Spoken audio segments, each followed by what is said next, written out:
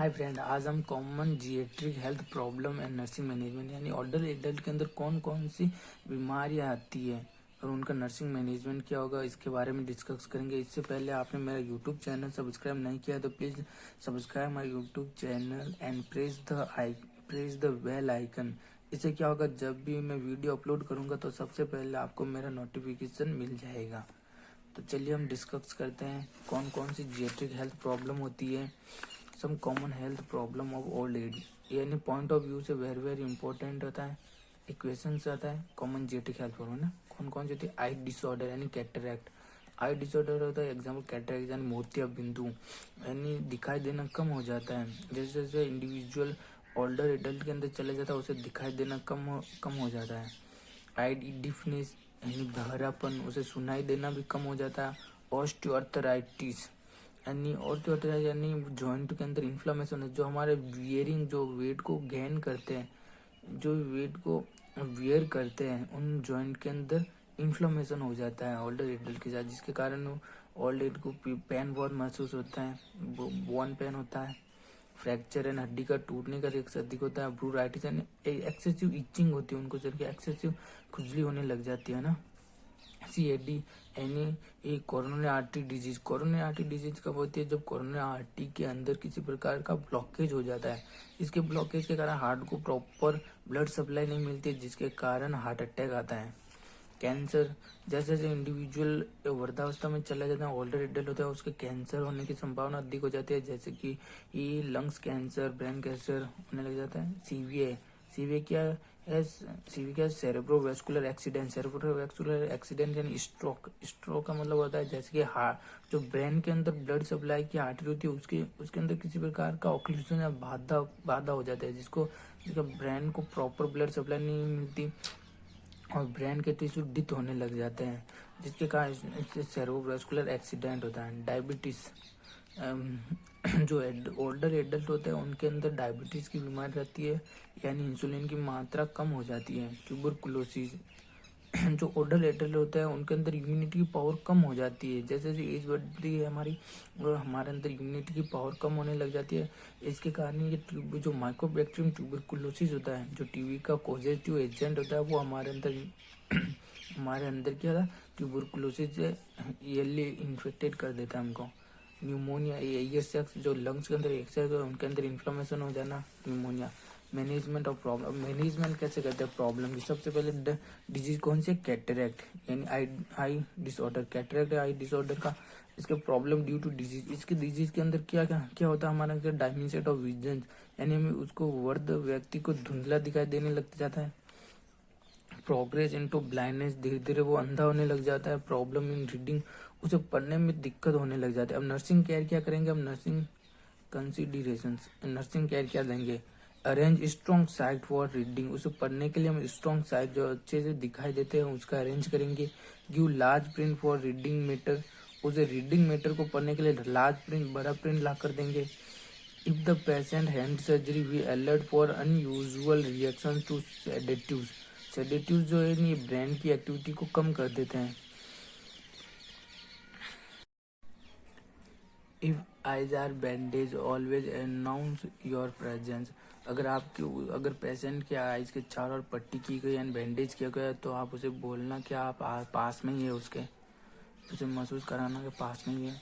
Report any complaint सच है जैसे कि spot around eyes and burning sensation, doctor को रिपोर्ट करना। अगर किसी पर आइज के चारों ओर किसी प्रकार का धब्बा है, स्पॉट का मतलब धब्बा बन गया है, या बर्निंग सेंसेशन या उसकी आंखें जल रही है, तो डॉक्टर को जल्दी से क्या रिपोर्ट करना। डिफनेस, डिफरेंस क्या है, बहरापन। डिफिकल्ट इन कम्युनिकेशन, बहरेपन के अंदर क्या होगा, उसको डिफिकल्ट होगी किसी कम्युनिकेशन करने के लिए। And cause patient to withdraw, ये क्या करेगा, कम्युनिकेशन करने में डिफिकल्ट होगी तो ये पेशेंट को विथड्रॉवल कोज सो से विथड्रॉवल हो जाएगा, वो अकेलापन रहने लग जाएगा। सोशल विथड्रॉवल का मतलब है जैसे कि उसे अकेले रहने में कि अच्छा लगेगा। नर्सिंग केयर क्या करेंगे, speak slowly and deliberately to provide pencil and paper, उसके सामने हम जानबूझकर, डिलीवरेटली का मतलब जानबूझकर धीरे धीरे बोलेंगे और उसे प्रोवाइड करेंगे pencil and paper. Socially withdrawal का मतलब होता है जब भी वो किसी से बात करेगा तो वो सामने वाला जो भी बोलेगा वो सुनना ही नहीं देगा, इससे उसका मजाक बनेगा तो वो सोशली विथड्रॉल हो जाएगा। ऑस्टियोआर्थराइटिस, पेन और मोशंस, जब भी चलने में उसे दर्द महसूस होगा, दर्द होगा मतलब स्वेलिंग ऑफ जॉइंट के अंदर स्वेलिंग जो है, अफ्रेड टू मूव एंड चलने से डरेगा और स्वेलिंग जॉइंट के अंदर स्वेलिंग हो जाएगी। ऑस्टियोआर्थराइटिस यानी जो हमारे जॉइंट है उनके अंदर इन्फ्लामेशन हो जाना। नर्सिंग केयर क्या करेंगे, पेशेंट को इंकरेज करेंगे movement of all joint, patient को इंकरेज करेंगे कि आप मूवमेंट कीजिए सभी जॉइंट का, चलिए फिरिए एंड एक्सरसाइज कराएंगे उसे, चेंज पोजीशन फ्रिक्वेंटली, उसकी चेंज करेंगे फ्रिक्वेंटली, बार बार पोजीशन को चेंज करेंगे। अब फ्रैक्चर हो गया, अगर उसे fracture, mobility and loss of independence, immobility का मतलब होता है मूवमेंट, एंड मूवमेंट नहीं होगा, किसी प्रकार का मूवमेंट नहीं कर पाएगा, and loss of independency. Nursing care क्या करेंगे उसे, इमोबिलिटी जिस रीजन के अंदर उसे फ्रैक्चर हुआ है उस रीजन का किसी प्रकार का मूवमेंट नहीं कर पाएगा, वो इमोबिलिटी हो जाएगी ना। नर्सिंग केयर क्या है, encourage patient to do as much for self और as possible, change position frequently, patient को इनकरेज करेंगे कि आप जितना सेल्फ हो सके उतना इनको, जितना सेल्फ है उतने सेल्फ आप कुछ भी कार्य कीजिए, एक्सरसाइज कीजिए, कुछ भी काम कीजिए जितना सेल्फ हो सके। चेंज, उसकी पोजीशन को बार बार चेंज करना नहीं। ब्रूराइटिस का मतलब इंटेंस अत्यधिक इचिंग, अत्यधिक शरीर के अंदर अत्यधिक इचिंग यानी खुजली होगी और रेडनिंग हो जाएगी, शरीर के अंदर रेड धब्बे बन जाएंगे। नर्सिंग केयर क्या करेंगे, report any redness on skin to doctor को, अगर किसी प्रकार का रेडनेस है शरीर पर तो डॉक्टर को जल्दी से ये इन्फॉर्म करेंगे, यानी स्किन पर रेडनेस हो गया। Do not massage the red part of is might result in an embolus, हमें रेड पार्ट को क्या नहीं करना, मसाज नहीं करनी, क्योंकि रेड पार्ट में हो सकता है इम्बोलस का निर्माण होगा। Is it might result in N ambulance, ambulance का मतलब तो आप समझ पाएंगे, एम्बुलेंस का मतलब होता है जब भी जैसे कि बात करते हैं हम एक कोरोनरी आर्टरी की बात करते हैं, अगर कोरोनरी आर्टरी है इसके अंदर क्या होता है, थ्रोम्बस का निर्माण हुआ, थ्रोम्बस का निर्माण यानी एक्लूजन हुआ यानी बाधा बन गई, ये हार्ट के अंदर प्रॉपर, इधर मतलब हार्ट को क्या बोला ब्लड सप्लाई जा रही है, इधर हार्ट को ब्लड सप्लाई जा रही है इधर से, तो ये बाधा हो गई तो इधर क्या हुआ, हार्ट को प्रॉपर ब्लड सप्लाई नहीं होगी, तो इसको हम इससे अगर कोई टूट कर, एम्बुलेंस का मतलब होता है ये थ्रोम्बस का निर्माण हो, इससे टूट कर या एम्बुलेंस गया है किधर,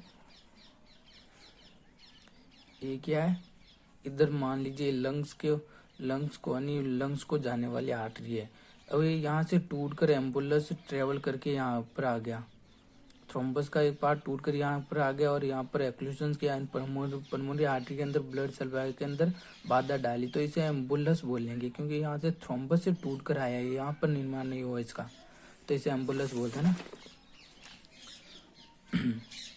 तो क्या नहीं करेंगे हम, जहाँ पर ये रेड पार्ट होता है वहाँ पर मसाज नहीं करेंगे, क्योंकि एम्बुलस टूट सकता है। 6 डिजीज है, CV एनी सेरेब्रोवास्कुलर एक्सीडेंट यानी ब्रेन को प्रॉपर ब्लड सप्लाई नहीं होना स्ट्रोक के कारण। स्ट्रोंग बिहेवियर, स्ट्रोक कठोर बिहेवियर हो जाएगा, फॉरगेटफुलनेस वो भूलने लग जाएगा, पैरालिसिस उसका शरीर पैरालिसिस होने लग जाएगा, एंड कन्फ्यूजन होने लग जाएगी उसे, है ना, क्योंकि उसको क्या ब्रेन के अंदर ब्रेन को प्रॉपर यानी ब्लड सप्लाई नहीं होती है, तो क्या करेगा ब्रेन का काम करने एक्टिविटी, ब्रेन की एक्टिविटी डिक्रीज हो जाएगी, तो वो पैरालिसिस शरीर, क्योंकि सब ब्रेन का नर्वस सिस्टम कहाँ से होता है, ब्रेन का, कुछ भी मूवमेंट करना तो ब्रेन से ही होता है सब काम, तो ब्रेन काम नहीं करेगा तो शरीर का पैरालिसिस होने है, कन्फ्यूजन होने लग जाएंगे उसे कुछ भी समझ में नहीं आएगा। वो कन्फ्यूजन का मतलब जैसे ही वो हॉस्पिटल में तो उसे कुछ पता नहीं होगा वो कौन से प्लेस पर है, क्या टाइम हुई है ना। नर्सिंग केयर क्या करेंगे, encourage patient for self care as much as possible, हम पेशेंट को इनकरेज करेंगे कि आप अपनी स्वयं की केयर कीजिए। सबसे पहले यही कहा, इफ एफएससी के है टाल टू पेचाबल, अगर पेशेंट एफआरसी के है, अगर एफआरसी का मतलब वो बोल नहीं रहा है किसी प्रकार तो पेशेंट खुद उससे बात करेगा ना। Patient provide pencil and paper, उसे पेंसिल एंड पेपर देना बात करने के लिए। डायबिटीज के अंदर क्या था, poor circulation, slow healing of injury. Diabetes के अंदर क्या होता है, हमारे अंदर इंसुलिन की कमी हो जाती है, जिसके कारण ब्लड की सप्लाई प्रॉपर बॉडी के पूरे बॉडी के अंदर प्रॉपर क्या ब्लड सप्लाई नहीं होती है, पुअर सर्कुलेशन होने लग जाता है, ब्लड की सप्लाई प्रॉपर नहीं होती। उसको हीलिंग की प्रोसेस यानी घाव भरने की प्रोसेस क्या होती है, स्लो हो जाती है। नर्सिंग केयर क्या करेंगे, encourage to eat all entree food care to is extremely important. Food care का मतलब जो पैर का एंकल है, वो पैर के एंकल काम करना बंद करता है, उसकी केयर करना। प्रोवाइड इमीडिएटली केयर इंजरेड पार्ट का प्रोवाइड इमीडिएटली केयर करना, क्योंकि इंजरेड पार्ट क्या होता है, उसका ओल्ड एज के अंदर जो इंजर होता है पार्ट, वो क्या होता है, हीलिंग का स्लो होती है उसके अंदर, इसलिए प्रोवाइड करना इमीडिएट केयर उनकी। कैंसर के अंदर क्या होता है, एंग्जियस कैलियस एंड मल्टीप्लेटिंग हो जाता है। एंग्जियस से एंग्जाइटी होगी, एंग्जियस होगा, कैलियस का ना उसका कठोर रवैया हो जाएगा, मल्टीलेटिंग हो जाएगा, यानी अपना मल्टीलेटिंग, वो अपने आप को अपाहज किसी प्रकार अपाहज्य समझेगा, मतलब उसके अंदर किसी प्रकार की कमी है वैसे समझेगा अपने आप को। नर्सिंग केयर क्या करेंगे, उसका attend patient physical need as promptly as possible.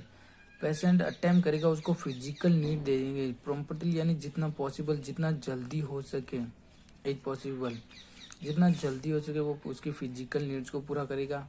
जैसे कि उसे खाना खाना है तो उसे जल्दी खाना ला के देंगे, न्यूट्रिशनल डाइट ला के देंगे, टर्न फ्रिक्वेंटली, बार बार से टर्न देंगे, पोजीशन चेंज करेंगे, गिव बैक रब्स, उसको मसाज कराएंगे, बैक रब्स उसको मसाज देंगे, give pain medication when required, keep as comfortable as possible, उसे पेन मेडिकेशन देंगे जिस प्रकार उसे रिक्वायर्ड है।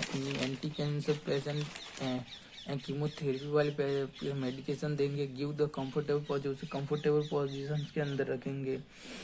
Thank you for watching friend my video.